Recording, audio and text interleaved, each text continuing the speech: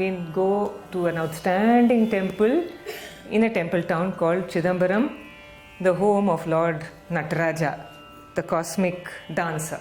And this is how it looks.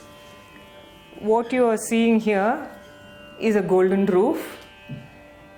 This temple, I don't know how even to talk about it. This is again one of the Panchabhuta Sthalams. This enshrines the lingam that is of Akash, ether. This is space. And if any of us want to go in and have a look at the lingam, we can't. There is no lingam because it is of Akash. So they show you a space, and this is the Chidambara Rahasyam.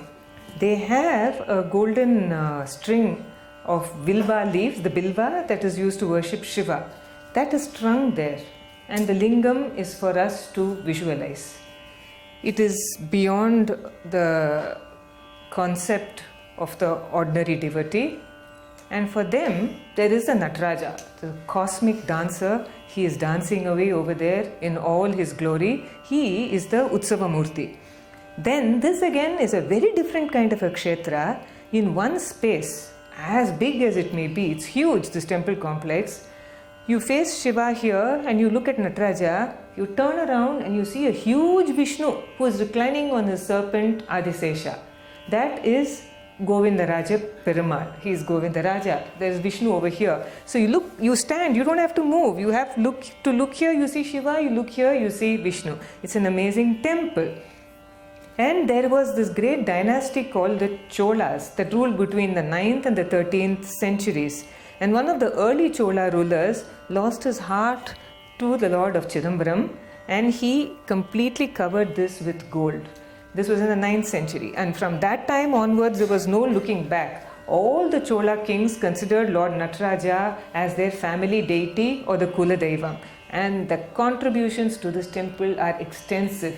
If ever there was a symbol of South India, it has to of Tamil Nadu, it has to be the Nataraja of the Chola period.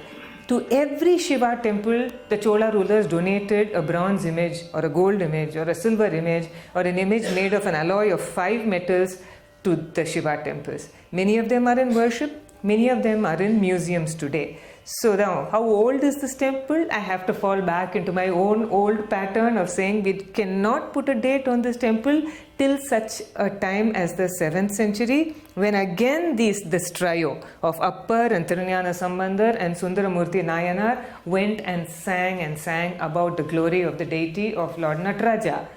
But there is a tale that we must all know. This is not a stone but a lime plaster sculpture of Nataraja. What we must notice here is that to this side is a person standing, and you can see that the lower half of his body is a snake. And here is another person standing, and the lower half of his body is that of a tiger. Please notice the claws. So, the person to the left of Nataraja, to our right, is called Patanjali. He was a very great saint. And to the left is a rishi, a sacred person called Vyaghra Pada. In Sanskrit, Vyaghra is tiger and Pada is foot. So, now Patanjali and Vyaghra Pada were very great devotees of Lord Shiva.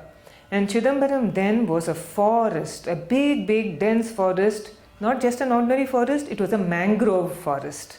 So they were standing there, Patanjali and Vyaghrapada, praying their hearts out to a lingam over there in the forest. That lingam is in the center of Chidambaram today. It is called the Moola Sthanam, that is the first place. And then the other shrines came about later. And their prayer to that lingam deity was that Shiva should manifest himself as Lord Nataraja and dance before them in that forest. And this is just what Shiva did. He came and he danced, and that is how the Nataraja temple grew. Now you can see that Patanjali doesn't have feet, and that Vyaghrapada has. And there is also a Nandi in this temple with horns. So it is said that Nandi, this is from the traditional story of this temple. It is said that Nandi and Vyaghrapada made fun of Patanjali. And if there are Tamilians in their audience, they will understand this, that he has no kombu or kal. Kombu is horns and kal is feet. So there are a string of hymns that have been composed by Patanjali without kombu or kal. I will explain what this is. When you say kal, it has the meaning of a leg. So when you add that to a syllable, it becomes longer. A becomes a, e becomes e. So he composed that without a kal. And a kombu is that slant that you have in the Devanagari script. Above a, it becomes o, above a, it becomes a. So he composed that without the kal or the kombu, and that is going to be rendered. So this is how the claps should not go to me, but to Sangeeta Kalanidhi, Dr. R. Vedavalli, who is here. She is the one who taught it to me this afternoon.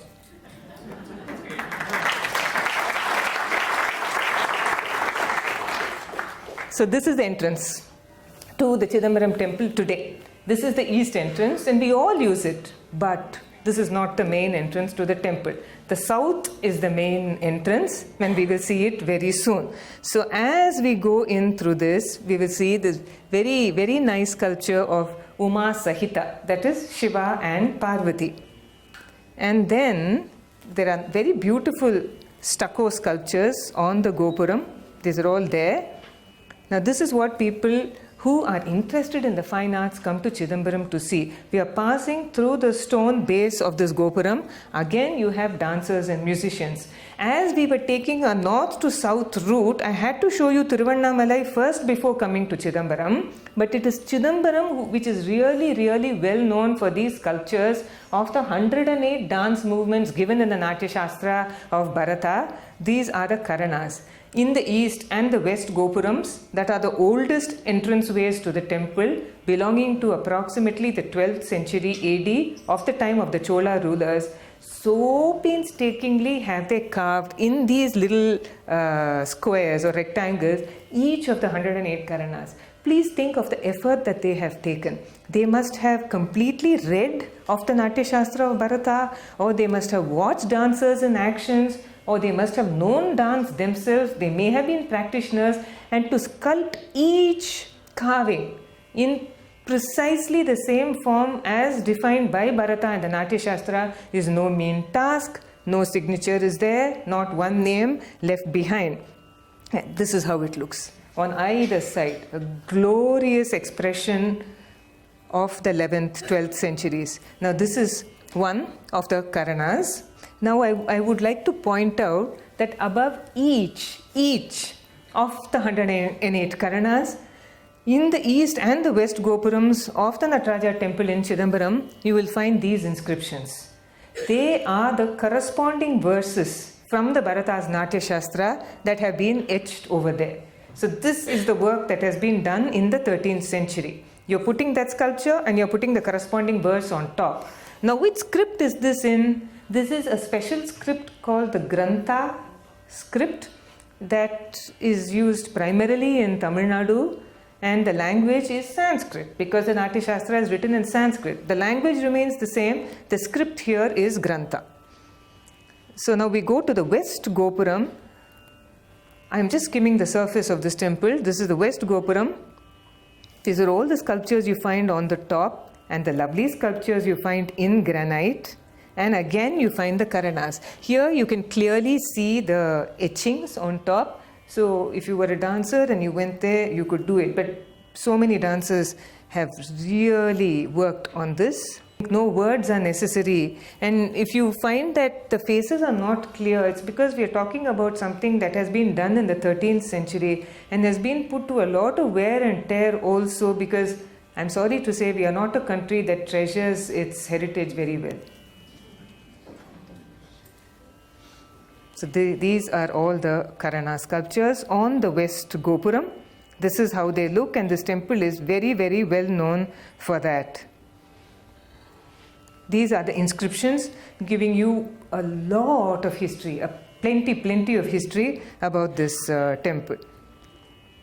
Again you have Shiva and Parvati over here. Just like in Tiruvannamalai, or I should say Tiruvannamalai is just like Chidambaram, you have along the corridors of this temple the double-storied mandapam because of the utsavams. In some of the processions, the god and goddess are taken out of the temple, on the streets where the entire city can gather. There are some utsavams which are held only inside the temple complex. And if so, where would the crowd stand? So this is a storied building. So you could stand on the ground floor. If you came late, you go up and then you have another view. So then this is the north Gopuram of this temple. This was again built in the reign of Krishnadevaraya, 16th century. Now these are the different dances of Shiva. This is the Urdhva Tandavam, one leg straight up into the air. There is a sanctum inside this temple, of which I do not have a photograph, which is shaped like a chariot. It is a granite temple shrine with 4 wheels, each of which is like a wheel of a chariot. And when you go inside to worship Shiva, this is exactly how he looks. This is the Urdhva Tandavam with one leg taken straight up to the head. Now this is an image of Krishnadevaraya, the person who commissioned this Gopuram to be made. And he is in Anjali Hasta. He is not standing as a king. He is not standing as the monarch of all of South India and also Orissa. He doesn't have that ego aspect. He is standing as a gentle, humble devotee. And again, here also you have the Karana Sculptures. Now you see, this is the only Gopuram that I am showing you with the flags fluttering high. This is because this is the main entrance to the temple. This is the South Gopuram. Nataraja faces due south. So this is how we actually must enter. And these are, look at how lifelike these sculptures are. This is a procession. Look at that. This is called the Nagaswaram. This is a traditional Mangalavadyam of South India, and that is the tawil or the drum that accompanies it. And again, the Karana sculptures are here. But these are later. And this is a 1,000-pillared hall. You had one in Tiruvannamalai, you have one here also, hall of 1,000 pillars. And the inscriptions say that this is where the Chola kings were coronated.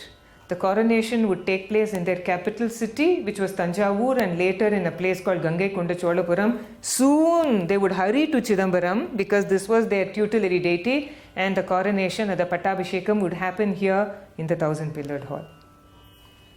And if you notice the base, it would be like this. An array of musicians and dancers, various poses, various musical instruments, attire, everything. A reflection of the times. These are called Shiva Ganas. These are the followers of Shiva, the Bhuta Ganas. In every temple you can see sculptures of them. They accompany their Lord and Master wherever he goes. And in the 1,000-pillared hall, they are there at the base. Musicians, dancers, again, emphasis on inscriptions.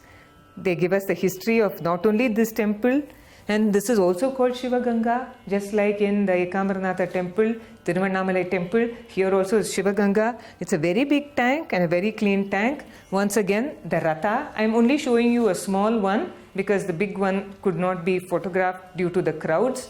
Very many of the deities of the temple, Ganesha rides out, Subramanya rides out.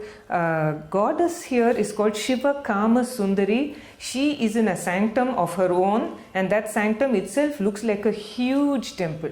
And this is something that I want to say. All the temples of South India were painted with lovely vegetable or mineral dye. And on the ceiling of the Shivagami Amman temple are murals. Those murals depict the life history of a Shaivite saint called Manika Vachakar. So they painted on the ceilings, they sculpted on the ceilings, very many hours of hard work. So this is how the temple chariot of the Chidambaram temple looks. This is a mangrove forest in a place called Pichavaram, which is very close to Chidambaram. I am showing it to you for one reason. This entire area was a mangrove forest, and the sacred tree of this temple is the mangrove. You don't see it inside the temple, but you only see a sculpture today. But our ancients were very wise, and we are so unwise, and we are otherwise. Just to tell you that the entire place was a mangrove forest. Chidambaram is very close to the sea. No tsunami, no tidal wave, no cyclone could ever affect this temple town. This acted as a barrier to prevent the waves and the high velocity winds from coming in. That's not the case today. But anyway, this stands as ample testimony to the wisdom of our elders when they held this tree that protected their town as the sacred tree. So over to the musicians of the evening.